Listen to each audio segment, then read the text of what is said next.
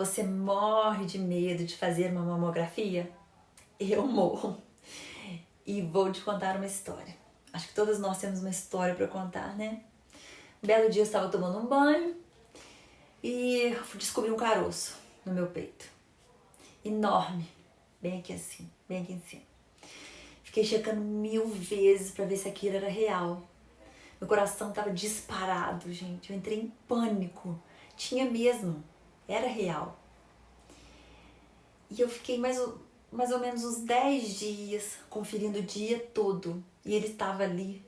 Eu não contei pra ninguém. Fiquei remoendo aquilo toda hora, apertando aquele negócio. E realmente ele estava ali. Eu tinha um caroço no peito. Tinha uma viagem de férias já marcada. Eu fui assim mesmo. Passei todos os dias agoniada, sem querer contar pro marido, pra filho, pra ninguém. E confessei pra minha mãe: mãe, eu tô com caroço no peito. Ela: não, filha, fica firme, vamos no médico pra ver o que é. E eu: meu Deus, será que eu vou morrer? E o caroço lá enorme, passeando comigo pela minha viagem. Várias coisas passavam pela minha cabeça naquele momento. Será que já nasceu assim? Meu Deus, você não vira e crescer. Eu já ouvi falar que quanto menos os milímetros do tumor, mais chances tem de sobrevivência. Mas desse tamanho que tá aqui, eu vou morrer, meu Deus do céu, o que meus filhos vão ficar? Um tormento total. Não tive férias, né? Quando eu voltei, marquei um mastologista e fui com meu marido. Ele examinou, não disse. Tentou ser muito simpático, mas ele não disse nem bom, nem ruim. Ele me mandou fazer uma ultrassonografia. Eu fiquei péssima, eu não dormi naquela noite. Meu marido me consolando: não é nada, não é nada, não é nada. Mas eu sei que ele estava com medo, depois ele confessou. Eu marquei a ultrassonografia e fui de urgência. Ao chegar na clínica, eu já estava me despedindo dos meus cabelos, da musculação e pensando como que eu ia contar aquilo para meus filhos, né? Como que eu ia me enfrentar aquilo que estava me esperando. Foram momentos terríveis. E eu entrei na sala com a médica e ela foi muito simpática, porque ela já tinha sido uma aluna minha, já deu aquela descontraída, eu morrendo de medo, papapá. Na hora que ela encostou o aparelho aqui no meu peito, ela falou: água, ele tem água, é benigno. Nasci de novo, né, gente? Mas por que esse terror? Por que esse exagero? Nós estamos rodeadas de má notícia, não é verdade? Segundo o INCA, Instituto Nacional de Combate ao Câncer, o câncer de mama é uma doença causada pela multiplicação desordenada das células da mama. Esse processo gera células anormais que se multiplicam, formando um tumor. É o nosso pesadelo, não é verdade? Há vários tipos de câncer de mama. Por isso, a doença pode evoluir de diferentes formas. Alguns tipos têm desenvolvimento rápido, enquanto outros crescem mais lentamente. Esses comportamentos distintos se devem a características próprias de cada tumor. Então, pessoas que curam rápido, outras demoram, outras morrem, outras têm que tirar o seio, outras não. O câncer de mama também é o tipo de doença mais comum entre as mulheres do mundo e no Brasil. Depois do de pele não melanoma, corresponde a cerca de 25% dos novos casos a cada ano. No Brasil, esse percentual é maior, é de 29%. Mais um motivo que nós temos que vigiar. Para 2019, eram esperados 59.700 novos casos de câncer de mama no Brasil. Excluindo o câncer de pele não melanoma, é o mais frequente nas mulheres da região sul, sudeste, centro-oeste e nordeste. O câncer de mama também acomete homens, porém é raríssimo, tá? Representando somente 1% do total de casos da doença. É uma doença feminina e acomete mais pessoas maduras, como nós. Então, o câncer de mama tem cura? Se não, nós podemos evitar? É por isso que eu tô fazendo esse vídeo. Um assunto que assombra nós mulheres. E o que sabemos sobre as possibilidades de escapar desse pesadelo, dessa doença, dessa coisa ruim? Vamos às estimativas do câncer, do câncer em geral? Estilo de vida não saudável causa mais de 100 mil casos e 60 mil mortes por câncer todo ano no Brasil. Foi o que apontou uma pesquisa realizada pela Faculdade de Medicina da USP e a Harvard University. Segundo o estudo, estima-se que por ano 114 mil casos de câncer, 27% total, e 63 mil mortes pela doença, 34% do total, no Brasil, poderiam ser evitados com a redução de 5 fatores relacionados ao estilo de vida: tabagismo, consumo de álcool, se você acha que você está livre desses dois, excesso de peso, alimentação não saudável e falta de atividade física.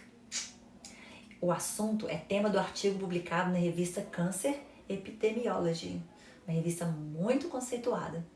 Segundo um dos pesquisadores e um dos autores do artigo, Leandro Fornes, já havia um consenso na literatura científica de que o estilo de vida não saudável, tabagismo, consumo de álcool, excesso de peso, falta de atividade física e alimentação não saudável, como baixo consumo de frutas, verduras, fibras e cálcio, e o consumo de carne vermelhas e processadas em excesso, que a gente sabe que faz mal, estaria associado ao aumento no risco de 20 tipos de câncer. Lá vai. Faringe, pulmão, esôfago, orofaringe, cólon, reto, tireoide, ovário, próstata e mais um monte, que eu não vou ficar falando aqui porque não é o objetivo desse vídeo.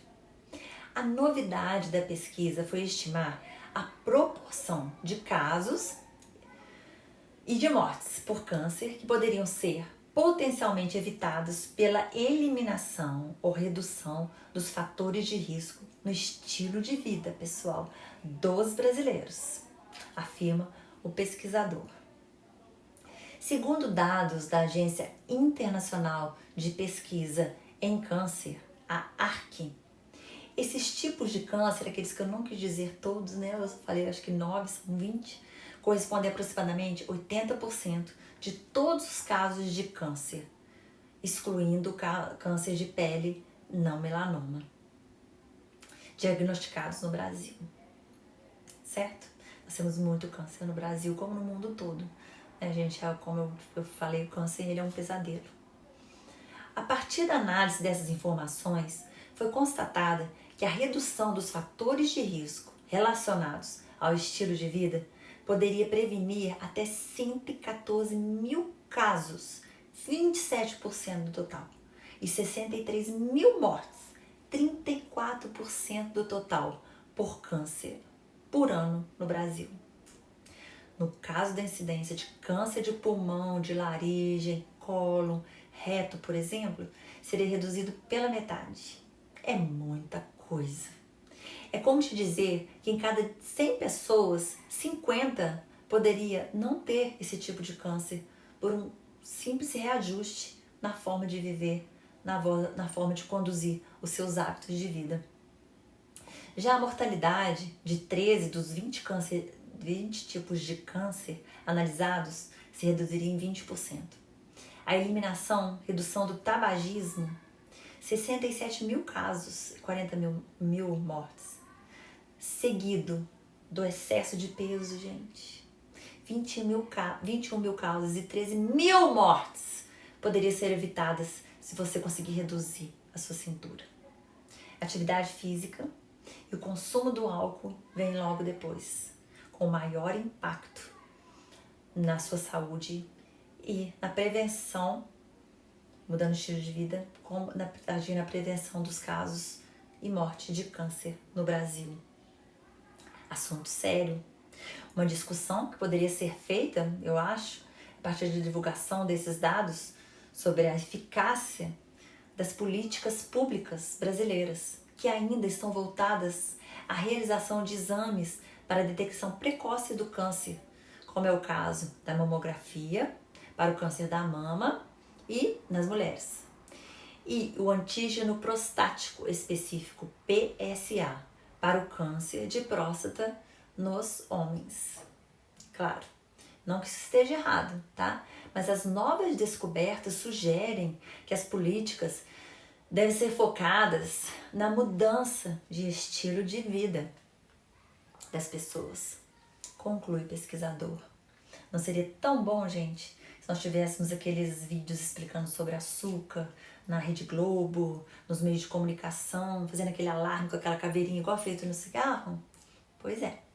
As orientações do INCA, Instituto Nacional de Combate ao Câncer, quanto à atividade física seria: realize atividades físicas como parte da rotina diária, começando por aqueles que lhe deem prazer, como caminhar, andar de bicicleta, dançar, nadar, o que é que você gosta de fazer? Quanto mais se movimenta o corpo, maior a proteção contra o câncer. Amo boas notícias relacionadas à atividade física, estou sempre respaldada, cheia de novidades para trazer. Também, se você não tiver tempo, você pode caminhar, ir de bicicleta para o trabalho, subir as escadas em vez de usar elevadores, viu, alunos da fibra? Subam um lance ou desçam um lance de escada para o estacionamento. E estabelecer momentos com a família ou os amigos para atividades ao ar livre. Praças públicas, onde não temos no Brasil muito, né, gente? Na Rússia, assim, ó, os países desenvolvidos, infelizmente. Mas a gente dá um jeito, né? Segundo o INCA, a atividade física promove o equilíbrio dos níveis de hormônio, dos hormônios. Reduz o tempo do trânsito gastrointestinal. Se o intestino funciona melhor, hoje em dia nós sabemos a importância do intestino saudável. Fortalece as defesas do corpo e ajuda a manter o peso corporal adequado. Com isso, contribui para prevenir o câncer de intestino, endométrio, colo do útero e mama. Existem recomendações que sugerem a realização de pelo menos 30 minutos de atividade física por dia. Você não tem tempo, né? É difícil.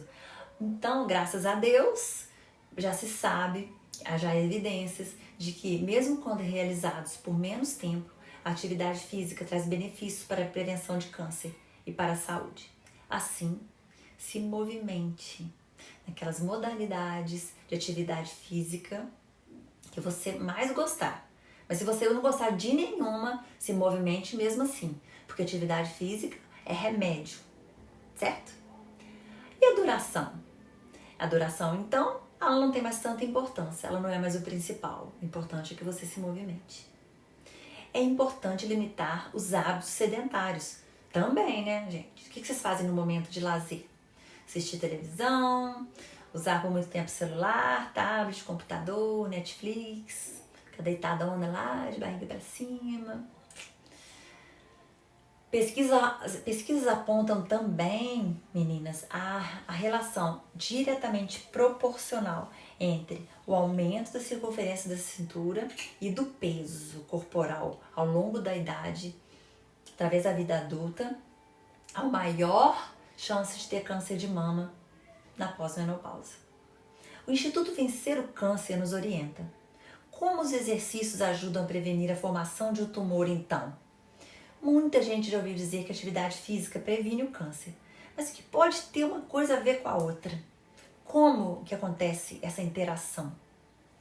Como exercitar-se regularmente, no mínimo 3 vezes por semana, com duração, a gente já falou sobre a duração, né? Não precisa ser muito, faz com que diminua o risco de um tumor surgir em nosso organismo.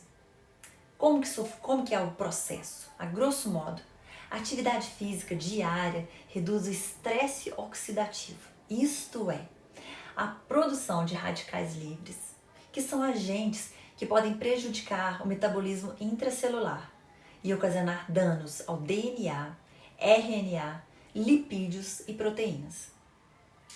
Radicais livres também promovem um mau funcionamento do sistema do reparo do DNA, contribuindo para a proliferação de células com mutações, ou seja, o desenvolvimento do câncer. Nosso corpo é muito perfeito, gente. Nós é que estragamos sempre. É o que eu falo, não vamos estragar, vamos manter o que ele já é perfeito. Uma coisa vai puxando a outra, conforme explica o cirurgião oncológico Gustavo Cardoso, do AC Camargo Center, Cancer Center. com o gasto energético maior, a diminuição do peso corporal, do colesterol, o diabetes fica controlado, o sistema imunológico se fortalece, musculação é ótimo para o sistema imunológico e, consequentemente, há uma melhora de todas as funções orgânicas vitais. O nosso sistema de controle, chamado de reparo, aquele perfeito lá que falei, tem um trabalho importantíssimo de vigiar e destruir todas as mutações que acontecem e podem ser prejudiciais ao nosso organismo. Quando você está fragilizado, com o imunológico debilitado, tudo é prejudicado. Então, o exercício físico tem essa relação direta de prevenção ao câncer e outras formas de doença mesmo, né? Até uma gripe, né, gente? Nossa massa muscular é uma produtora de miocinas, que são substâncias anti-inflamatórias. Guarda isso.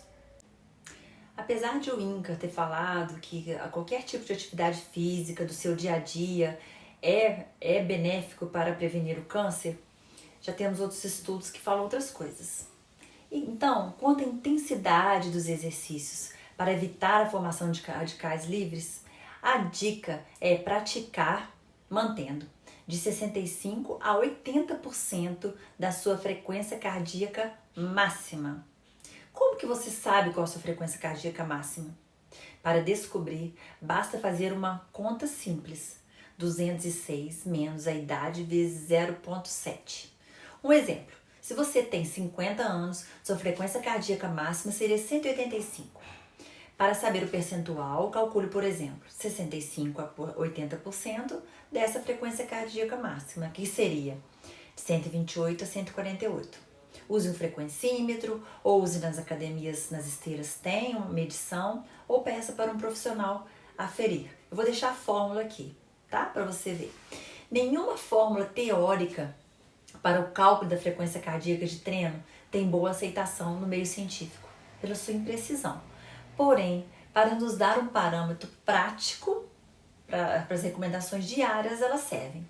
Mas uma fórmula mais precisa ainda seria essa, que leva em consideração seu estado de treinamento atual. Então, você precisa saber sua frequência cardíaca basal, que varia diferentes níveis de treinamento, tá? A gente tira ela na hora que a gente acorda, de 3 a 5 dias da semana, para a gente saber qual que é. A minha pode ser 70, a minha é 70, eu acho 60 e poucos, a sua pode ser 100. A fórmula frequência cardíaca de treino, eu vou deixar aqui embaixo também, tá bom? Para não ter que ficar falando as fórmulas aqui, porque não vai dar tempo de você anotar, tá? Na minha, que é 70 de repouso, a minha frequência seria de 122 a 123, de 160 a 75, 80%.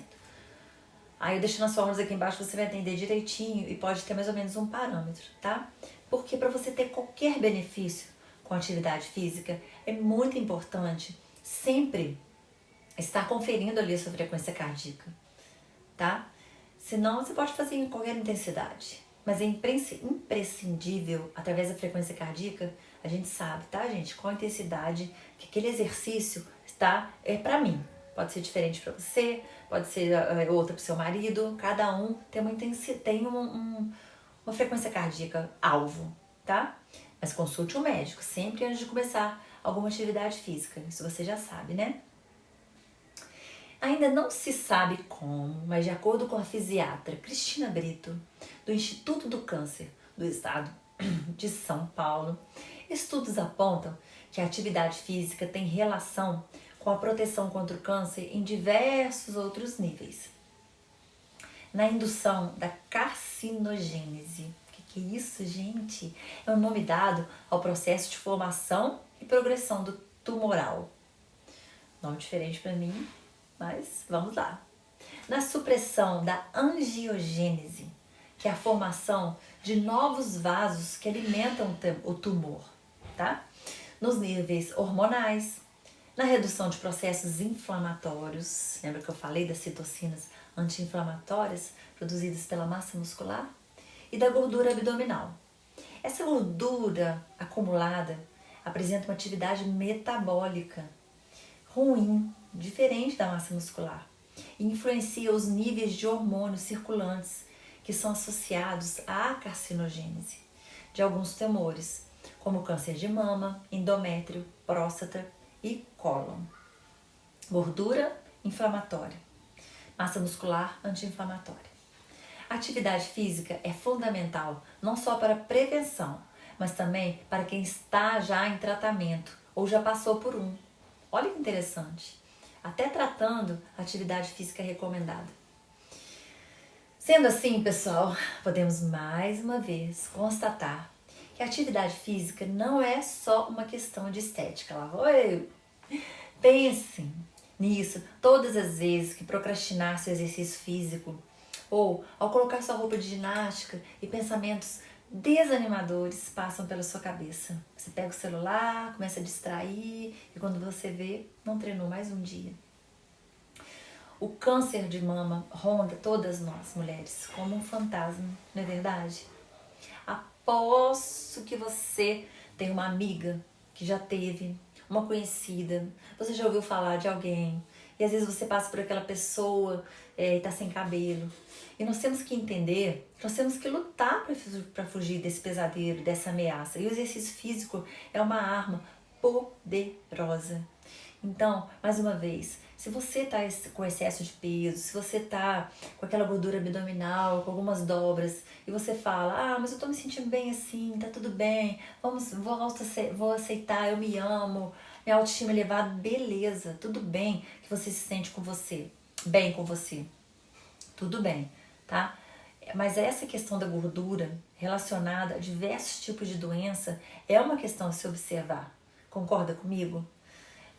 Você pode até estar bem, e eu não estou falando aqui a nível de estética, apesar de eu ter aversão à gordura. Eu acho que muda o formato do corpo, é uma forma do corpo que não te pertence. Quando você está mais seca, mais definida, aquela ali é a forma do corpo que Deus te deu. E a gordura, ela te dá formas estranhas. Nada que você veste fica bonito, mas tudo bem, ok. A questão é saúde. A questão é se movimentar para ter qualidade de vida, para fugir de várias doenças, inclusive da deteriorização mental, que um dia eu vou fazer um vídeo sobre isso para você, ok? Meu intuito aqui é te ajudar, meu intuito aqui é te motivar para que você se torne uma mulher cada vez mais saudável, mais bonita e mais de bem com a vida, produzindo endorfinas e hormônios, dopamina, que vai te jogar para o alto, que vai te deixar bem. E que você dê esse primeiro passo, que é o mais difícil. E depois que entra na rotina, você não consegue mais ficar sem.